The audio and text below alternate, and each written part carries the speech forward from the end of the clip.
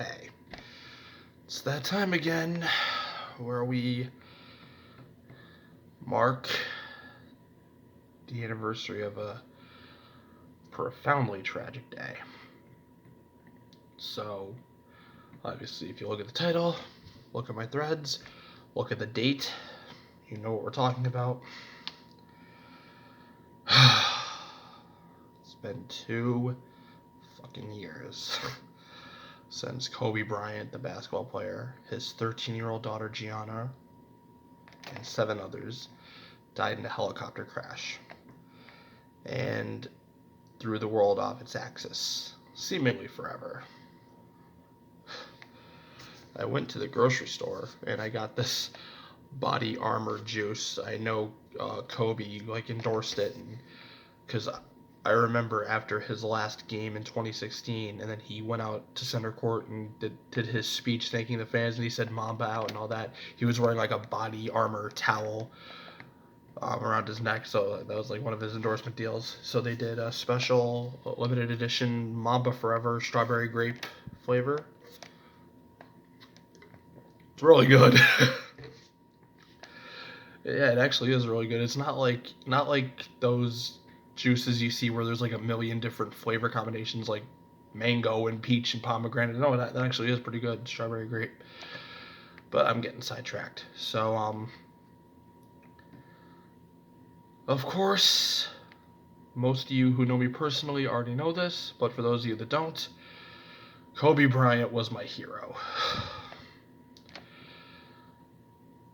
My love of basketball started in 2009. I went over to my sister's house the one day, and like me, she had a PS2, but her collection was loaded with games that I had never played before, and I wasn't even allowed to play M-rated games. She wouldn't let me do that, but I was just ripping through them like nobody's business. And then I saw this game called NBA Hoops. It's this very arcadey basketball game that was released in 2001. Shaq is on the cover when he was playing for the Lakers. And I was like, basketball? Sure, why not? It was so addicting, I needed more. So I asked for the game for Christmas, not realizing it was a really old game at the time and you couldn't just go to the store willy-nilly and buy it. So on Christmas morning, and I only had a PS2 at the time. I didn't have any newer consoles like PS3 or Xbox 360 at the time. So on Christmas morning, I unboxed NBA 2K10 PS2 version with light skin Kobe Bryant on the cover, and I booted up the game and hopped right in. It asked me to select my favorite team, which I didn't have one, and I saw the name Kings, Sacramento Kings, and I was like, Kings, that sounds like a good name for a team. I bet they're really elite. Come to find out, the previous season, the Sacramento Kings record in the league was 17-65, and I loaded up the game, matched up against Kobe Bryant and the Lakers, whose previous season record was 65-17. And once the game started, because I was accustomed to playing the NBA Hoops game at my sister's house that was really arcadey and unrealistic, I started shooting full court shots, thinking that they were going to go in. And long story short, I lost the game by 60 points. But that's where the love affair with basketball started. It introduced me. I had played the game a little bit throughout my life up to that point, but I never cared for it or watched it or got myself emotionally invested in it at all. But once I started playing 2K, that changed. So I fell in love with basketball, and at the forefront was Kobe Bryant. And that following season, 2010, the Lakers won the championship in Game 7 against the Celtics, and Kobe had 23 points and 15 rebounds. He was my favorite player. The Lakers were my favorite team. And like so many of you, I'm sure, I would go on YouTube and fall down the rabbit hole of watching Kobe Bryant highlight mixes, whatever pop or rap song it was, and just mixes of him just being an absolute beast. I mean, 5-time NBA champion, a 2-time Finals MVP, a 1-time Finals league MVP. He should have had at least 2 or 3 more, in my opinion. 18-time All-Star, 15-time All-NBA, 12-time All-Defense, including 9 on the first team, which is tied for an NBA record with Michael Jordan, Gary Payton, and Kevin Garnett. 4-time All-Star Game MVP. Scored 81 points in the game, outscored an entire team through 3 quarters, dropped 60 points to close out his career, averaged 35.5 points a game for an entire season in the slowest paced defensive era ever.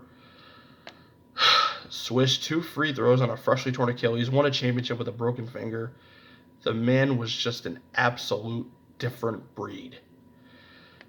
And yet, despite all he did for 20 years, he hopped into a new life and attacked that with the same reckless abandon, whether it was playing tennis with his agent and best friend Rob Pelinka, learning a Beethoven symphony on piano for his wife, being the world's best girl dad to 4 beautiful girls, Natalia, Gianna, who was his pride and joy, and again was on the helicopter with him, and Bianca and Capri.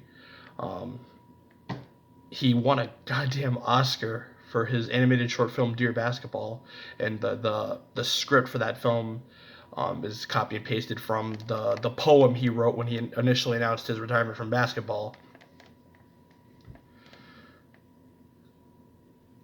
He did it all. I mean, he did everything you could possibly conceivably do, and he worked so hard to be the best at everything he did. And that's what makes his death to this day still so profoundly tragic and devastating, because it doesn't seem possible or conceivable that someone who already had done so much had so much more to do. But he did, because he was only 41, and that's just who he was. It was in his DNA. He'd be damned if he allowed himself to become complacent.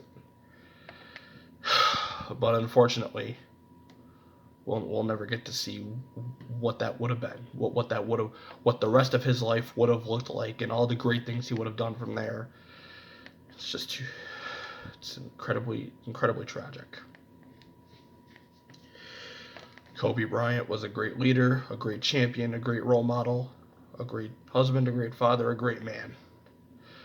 And we would all do very well to be like him.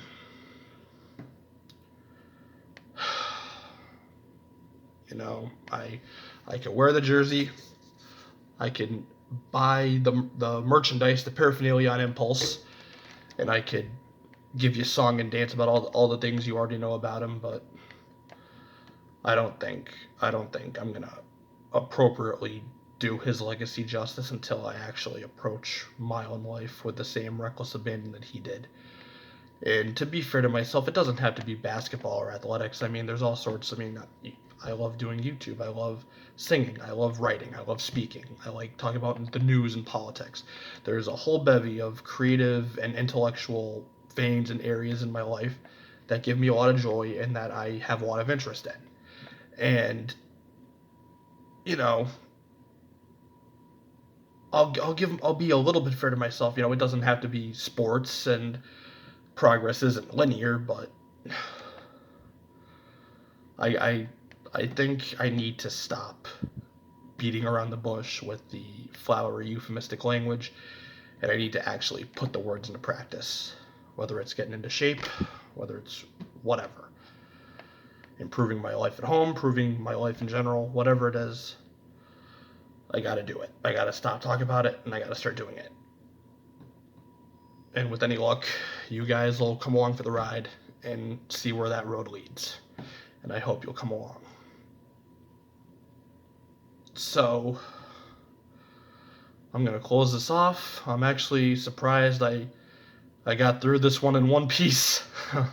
I was trying to keep it upbeat. I remember I did a video the day he died where I was still and it was at a point in the day when I was still really numb and in disbelief, and so I did a video highlighting some of my personal favorite Kobe memories, but I was trying to keep it upbeat, and it piled up the dislikes, and I think that's why. So I deleted it, and then I went home and filmed another video, which is still on my channel. It's much more somber, much more appropriate, I guess, because when I got home that night, that's when it hit me. And I'll tell the story again. When I got the news, I was on the court wearing Kobe sneakers, you know, practicing reverse layups that he had done specifically, trying to emulate him. He was still very, very fresh in my mind when I got the news. And I was, again, on the court playing the game that he helped me fall in love with. And when I got the news, I was just like, I looked up at the sky. I was like, I wasn't allowing myself to believe that this was possible. I mean, the like I said, he won a championship on a broken finger and swished 2 free throws on a freshly torn Achilles. He was a different breed. There is no way that this gladiator, this superhuman, this invincible, this alien, there's no way he could have died. There's no way. So I went through the rest of that day inappropriately upbeat, still in denial, and then I got home that night, and finally, that's when it hit me. But 2 years later, it still doesn't feel real. You know, I obviously wish it didn't happen. Um, I've gotten to doing my own basketball mixes here on YouTube, and one of my Kobe mixes got almost 24,000 views. And I'm so immensely proud of that video. I'm proud of myself for putting it together because I did it by myself. But I mean, as proud as I am of myself and proud as I am of that work, obviously, if he didn't die, I wouldn't have had to make that because Damian Lillard and Snoop Dogg wouldn't have made that song that I used. I probably would have done some other Kobe mixes in the future anyway, but they would have been more upbeat. They wouldn't have had this extra layer of like somberness and emotional attachment, what have you. So obviously, if there was anything I could do about it, I wish that he never died, but I don't know. And again, I mentioned earlier how much I love writing and speaking, so you think I know what to say. I'm doing my best. But I'm going to sign off. So, to any other Kobe fans out there, I hope you can relate to some of what I'm saying. To Vanessa and the girls who will never see this, but you're in my thoughts and my prayers and everything. And I wish nothing but the best for you because, with the rest of us fans around the world, we just lost our favorite athlete and our favorite celebrity. Vanessa and the girls, they lost a father and a husband. Huge difference.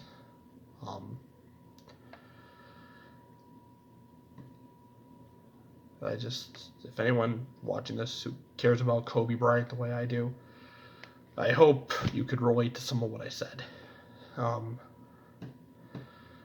To future me, 365 days from now, I'll see you in the mirror the next time we commemorate the passing of our hero.